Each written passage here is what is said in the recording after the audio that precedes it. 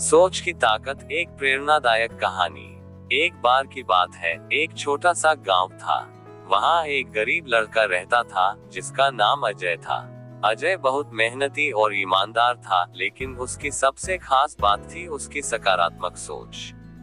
वह हमेशा अपने सपनों को पूरा करने के बारे में सोचता और हर समस्या में भी अवसर खोजता।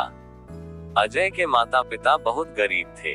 उनके पास इतने पैसे भी नहीं थे कि वह अच्छे स्कूल में पढ़ सके।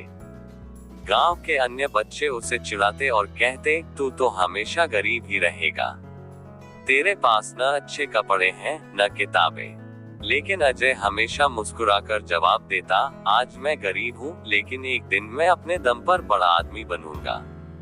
अजय को मिट्टी के खिलौने बनाना बहुत पसंद था। वह सुंदर सुंदर खिलौने बनाता और गांव के बाजार में बेचने जाता। लेकिन वहां के लोग उसके खिलौनों की ज्यादा कीमत नहीं देते थे। कई बार उसे नुकसान भी होता, लेकिन उसने हार नहीं मानी। एक दिन गांव में एक बड़ा व्यापारी आया।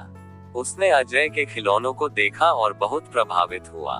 उसने कहा, तुम्हारे बनाए हुए खिलौने बहुत सुंदर हैं, अगर तुम इन्हें शहर में बेचो तो तुम्हें अच्छा पैसा मिलेगा। अजय के मन में एक नया विचार आया, अगर मैं अपने खिलौनों को और बेहतर बनाऊं और बड़े बाजारों तक पहुंचाऊं, तो मैं अपनी गरीबी से बाहर निकल सकता हूं। अजय ने अपनी कला को और निखारना शुरू किया। वह दिन रात मेहनत करता और नए नए डिजाइन के खिलौने बनाता। धीरे धीरे उसकी मेहनत रंग लाने लगी। गांव के लोगों ने भी उसके खिलौनों की तारीफ करनी शुरू कर दी। कुछ महीनों बाद वही व्यापारी दोबारा गांव आया और अजय को शहर में एक दुकान लगाने का सुझाव दिया। अजय ने अपनी सारी बचत जुटाई और शहर में एक छोटी दुकान खोल ली। उसकी दुकान पर धीरे धीरे भीड़ बढ़ने लगी और उसके खिलौने मशहूर होने लगे। कुछ सालों बाद अजय एक बड़े खिलौना उद्योग का मालिक बन गया। अब वह सिर्फ अपने गांव में नहीं, बल्कि पूरे देश में अपने खिलौने बेचता था। सीख, सोच बदलो, जिंदगी बदल जाएगी।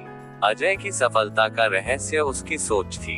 अगर वह भी बाकी लोगों की तरह गरीबी को अपनी किस्मत मान लेता, तो कभी आगे नहीं बढ़ पाता।